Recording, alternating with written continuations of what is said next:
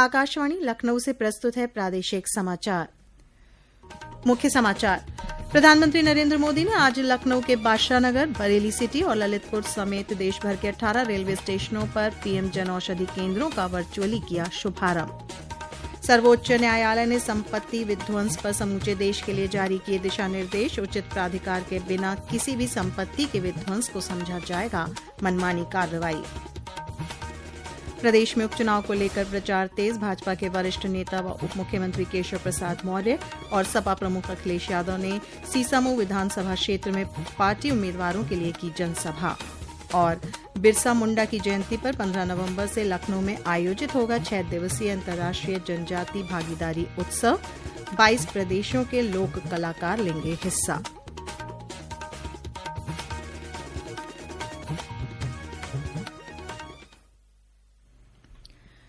नमस्कार, प्रदेश के समाचारों के साथ मैं श्वेता उपाध्याय और अब समाचार विस्तार से।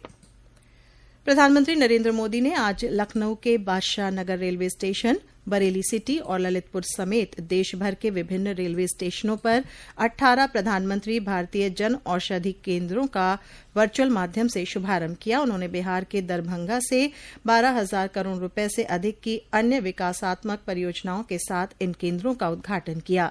ये केंद्र यात्रियों के लिए रेलवे स्टेशनों पर सस्ती दवाओं की उपलब्धता सुनिश्चित करेंगे। इस अवसर पर प्रधानमंत्री ने कहा कि सरकार देश में स्वास्थ्य ढांचे को मजबूत करने के लिए समग्र दृष्टिकोण के साथ काम कर रही है। उन्होंने कहा कि सरकार का ध्यान लोगों को सस्ती और निःशुल्क स्वास्थ्य सेवाएं और दवाएं उपलब्ध कराना है। साथियों, हमारी सरकार देश में स्वास्थ्य को लेकर होलिस्टिक अप्रोच के साथ काम कर रही है। हमारा पहला कदम, हमारा फोकस बीमारी से बचाव पर है। दूसरा फोकस बीमारी की सही तरीके से जांच पर है। तीसरा फोकस है लोगों को मुफ्त और सस्ता इलाज मिले और सस्ती दवाएं मिले। हमारा चौथा फोकस है छोटे शहरों में भी इलाज की बेहतरीन सुविधाएं पहुंचाना, देश में डॉक्टरों की कमी को दूर करना। और हमारा पांचवा फोकस है स्वास्थ्य सेवाओं में टेक्नोलॉजी का विस्तार करना। प्रधानमंत्री ने कहा कि बेहतर जीवन शैली को बढ़ावा देने के साथ योग, आयुष और पोषण को मुख्य स्वास्थ्य सेवाओं में एकीकृत किया गया है। उन्होंने कहा कि एनडीए सरकार ने लोगों की मानसिकता बदलकर और उन्हें सस्ती स्वास्थ्य सेवाएं और औषधियां उपलब्ध कराकर स्वास्थ्य सेवा परिदृश्य को बदल दिया है। श्री मोदी ने कहा कि आयुष्मान भारत और प्रधानमंत्री जन औषधि योजनाओं ने पहले की रूढ़िवादी प्रणाली को पूरी तरह से बदल दिया है। हमने देश भर में 1.5 लाख से ज्यादा आयुष्मान आरोग्य मंदिर बनाए हैं। इससे कैंसर, डायबिटीज जैसी अनेक बीमारियों के बारे में शुरू में ही पता लग सकता है। आयुष्मान भारत योजना से अब तक देश में 4 करोड़ से अधिक गरीब मरीजों का इलाज हो चुका है। सर्वोच्च न्यायालय ने फैसला सुनाया है कि कार्यपालिका व्यक्तियों की संपत्तियों को ध्वस्त करके उनके अपराध का निर्धारण करने में न्यायपालिका के रूप में कार्य नहीं कर सकती है। आरोपी व्यक्तियों के खिलाफ बुलडोजर कार्रवाई को चुनौती देने वाली याचिकाओं पर एक महत्वपूर्ण फैसले में न्यायालय ने कहा है कि उचित प्राधिकार के बिना किसी भी संपत्ति के विध्वंस को मनमाना समझा जाएगा।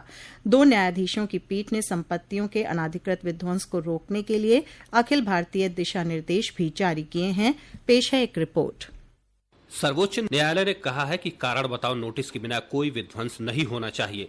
यह नोटिस या तो स्थानीय नगरपालिका कानूनों द्वारा निर्दिष्ट समय सीमा के भीतर या सेवा की तारीख से 15 दिनों के भीतर में जो भी बाद में हो वापस किया जाना चाहिए। नामित प्राधिकारी को प्रभावित पक्ष को व्यक्तिगत सुनवाई का अवसर प्रदान करना आवश्यक है, जिसमें सुनवाई का विवरण विधिवत दर्ज किया जाए। दिशा निर्देशों में यह भी कहा गया है कि विध्वंसक कार्रवाई की वीडियो रिकॉर्डिंग की जाए, उसे संरक्षित रखा जाए, जिला कलेक्टर को रिपोर्ट किया जाए और डिजिटल पोर्टल पर प्रदर्शित किया जाए। आकाशवाणी समाचार कक्ष से राघवेंद्र त्रिपाठी।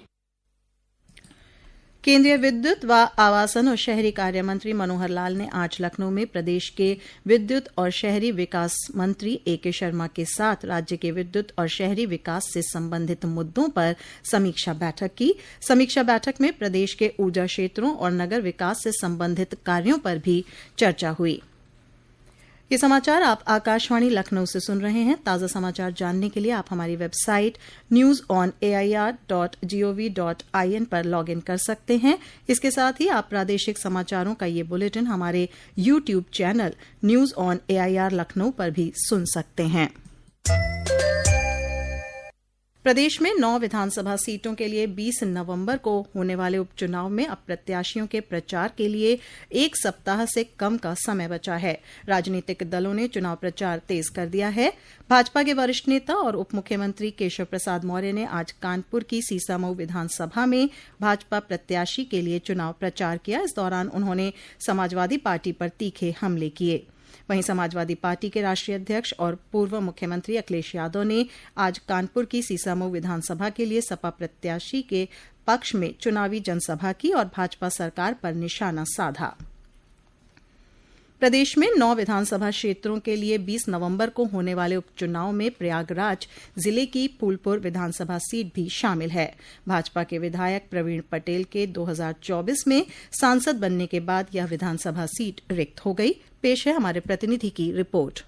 फूलपुर विधानसभा चुनाव में मुख्य मुकाबला भाजपा और सपा के बीच माना जा रहा है, लेकिन बसपा ने भी अपना उम्मीदवार उतारकर लड़ाई को दिलचस्प बना दिया है। भाजपा ने फूलपुर की पूर्व सांसद केसरी देवी पटेल के बेटे पूर्व विधायक दीपक पटेल को चुनाव मैदान में उतारा है। दीपक पटेल ने 2012 में करछना विधानसभा सीट से बसपा के विधायक रह चुके हैं। वहीं समाजवादी पार्टी ने मोहम्मद मुस्तफा सिद्दीकी को टिकट दिया है। सिद्दीकी 2022 के विधानसभा चुनाव के पहले बसपा छोड़कर समाजवादी पार्टी में शामिल हुए थे। उन्होंने 2022 के विधानसभा चुनाव में भाजपा को कड़ी टक्कर दी थी, जबकि बसपा ने जितेंद्र कुमार सिंह को अपना उम्मीदवार बनाया है। फूलपुर में कुल 12 उम्मीदवार चुनावी मैदान में हैं, जिनमें छोटे दलों के उम्मीदवार और 5 निर्दलीय प्रत्याशी भी शामिल हैं। विधानसभा क्षेत्र के 4,07,366 मतदाता 20 नवंबर को इनकी किस्मत का फैसला करेंगे। प्रवीण मिश्र, आकाशवाणी समाचार, Phulpur, Prayagraj.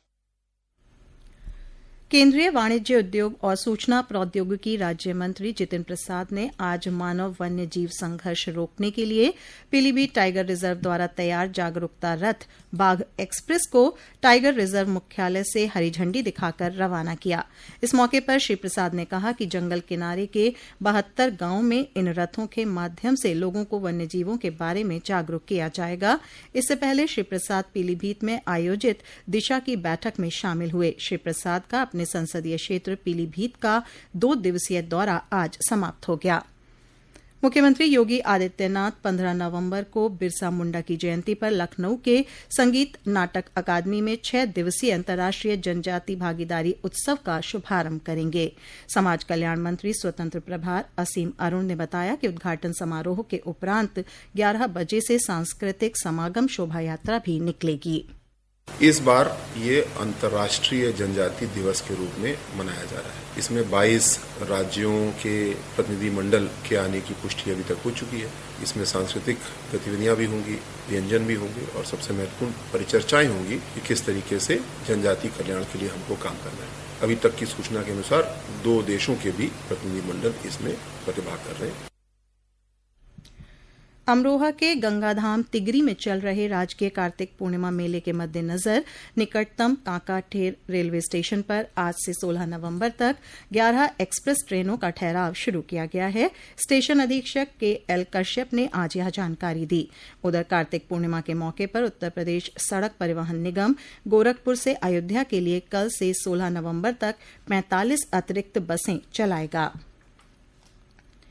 Ranji trophy elite group C के लिए आज लखनऊ में उत्तर प्रदेश और कर्नाटक के बीच मुकाबला शुरू हुआ। उत्तर प्रदेश की टीम ने टॉस जीतकर पहले बल्लेबाजी चुनी। हालांकि उसका यह फैसला उस समय गलत साबित हुआ जब पूरी टीम 89 रन पर पवेलियन लौट गई।